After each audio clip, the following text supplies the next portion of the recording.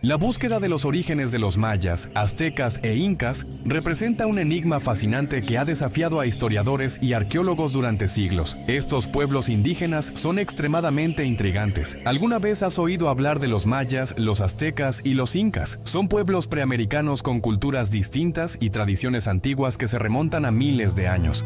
Los mayas, los aztecas y los incas forman un grupo de sociedades verdaderamente cautivador, aunque la mayoría de la evidencia científica e histórica señala a la América precolombina como la cuna de estas civilizaciones. Antes de comenzar, por favor, dale like al video y suscríbete al canal. En este video me gustaría presentar diferentes perspectivas sobre los orígenes de estos pueblos, explorando narrativas bíblicas y evidencia genética. Investigaremos las historias, leyendas e investigaciones que han alimentado esta discusión a lo largo del tiempo, buscando establecer conexiones entre las culturas mesoamericanas y los relatos antiguos encontrados en la Biblia.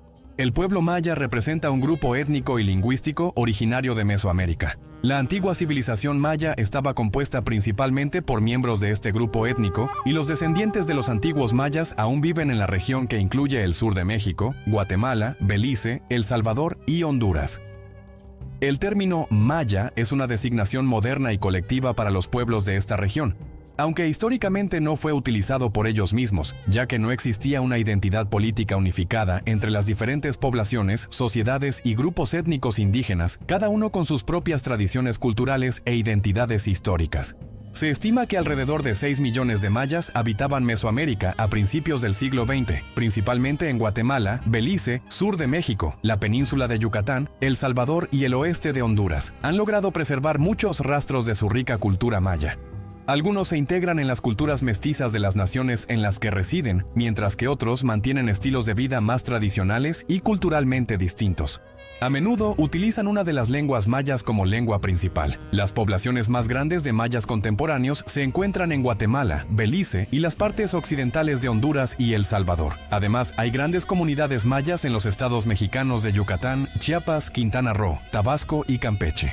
Los aztecas, a su vez, fueron una cultura mesoamericana que floreció en el centro de México durante el periodo posclásico, que abarcó desde 1300 hasta 1521. Los pueblos aztecas estaban compuestos por diversos grupos étnicos del centro de México, particularmente aquellos que hablaban el idioma náhuatl, y dominaron vastas áreas de Mesoamérica entre los siglos XIV y XV. La cultura azteca se organizó en ciudades-estado independientes. Se conocían las antiguas ciudades-estado de los aztecas como Altepetl en el idioma náhuatl, que era el idioma de los aztecas.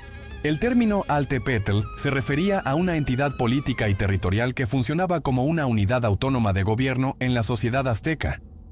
Cada Altepetl generalmente estaba dirigido por un líder llamado Tlatoani y tenía su propia estructura social, económica y política. Ejemplos de ciudades-estado aztecas en ese momento incluyen Tenochtitlán, que era la capital del Imperio Azteca, una ciudad-estado ubicada en el corazón de lo que ahora es la Ciudad de México. Tenochtitlán fue una de las ciudades más notables e impresionantes del Mesoamérica precolombino, y desempeñó un papel clave en la historia de los aztecas. La ciudad fue fundada en 1325 d.C. por los aztecas, un pueblo que se estableció en la región después de migrar desde el norte de México. Eligieron la ubicación porque vieron un águila posada sobre un cactus, según la mitología azteca. Esto fue visto como un signo divino para la fundación de la ciudad. En el apogeo de su poder, Tenochtitlán tenía una población que oscilaba entre 200,000 y 300,000 habitantes, lo que la convertía en una de las ciudades más grandes del mundo en ese momento, alrededor del siglo XIV. Poco después de Tenochtitlán, Tlatelolco era una ciudad independiente, pero luego formó una alianza con Tenochtitlán y Tacuba para crear la Triple Alianza Azteca.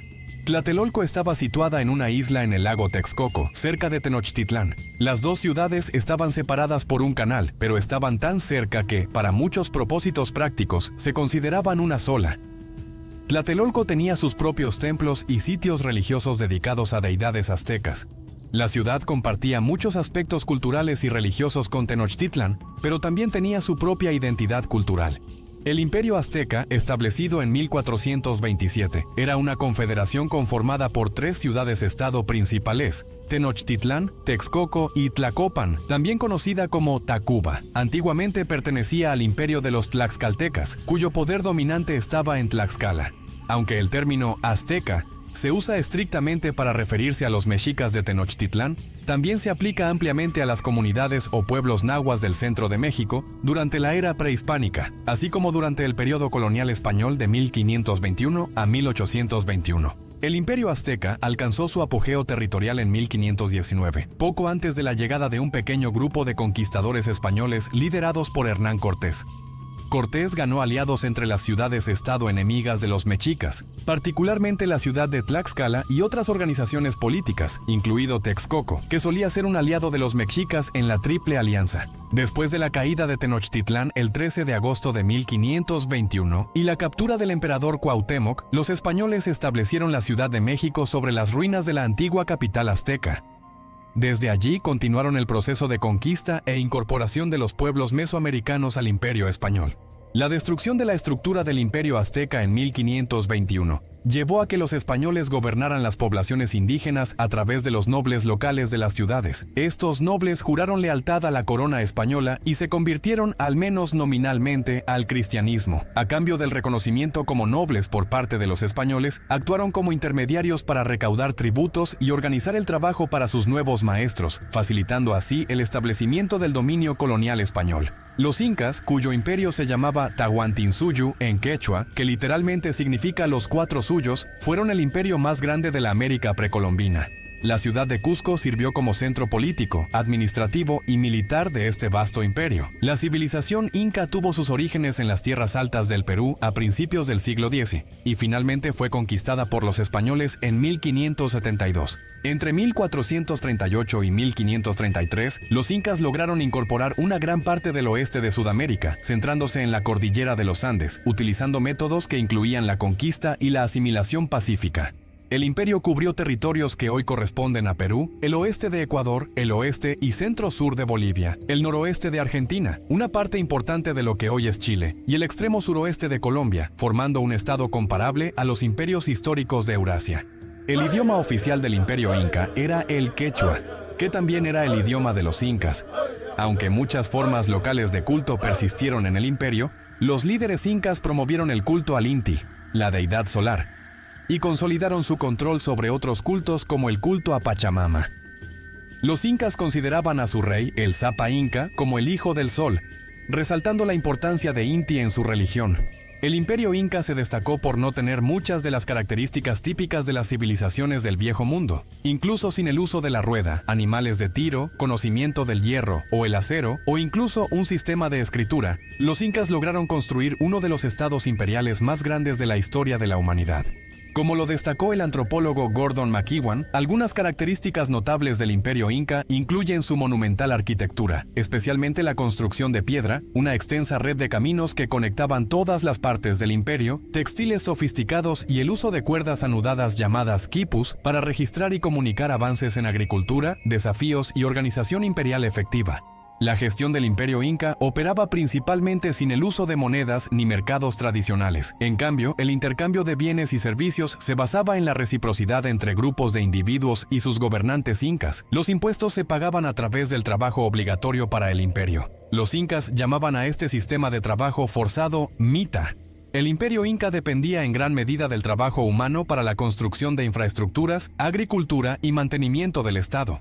Una característica notable de la administración inca era la reciprocidad, donde el gobierno ofrecía bienes, festivales y alimentos a cambio del trabajo de la población. Esta estrategia fomentaba la lealtad y la cohesión social dentro del imperio. La organización del trabajo y la producción agrícola, utilizando avanzadas técnicas de terrazas y sistemas de riego, permitían mantener una economía autosuficiente y eficiente que garantizaba la prosperidad del imperio. La caída del imperio inca fue precipitada por la llegada de los conquistadores españoles en el siglo XVI. Francisco Pizarro y su grupo de soldados, en su búsqueda de riquezas y expansión territorial, se aprovecharon de las divisiones internas y la reciente guerra civil entre los seguidores de Atahualpa y Huáscar, los dos hermanos que competían por el trono inca. Utilizando tácticas militares superiores y alianzas con pueblos indígenas sometidos, los españoles capturaron a Atahualpa, el último emperador inca, en la batalla de Cajamarca en 1532. Atahualpa ofreció un gran rescate en oro y plata para su liberación, pero los españoles lo ejecutaron en 1533, consolidando su control sobre el imperio inca.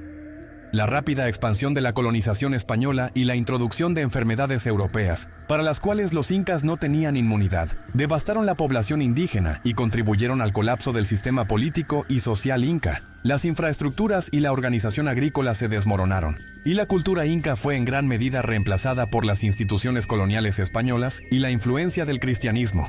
La civilización inca dejó un legado duradero que continúa inspirando a personas de todo el mundo y proporcionando valiosas lecciones sobre organización social, sostenibilidad y resiliencia cultural.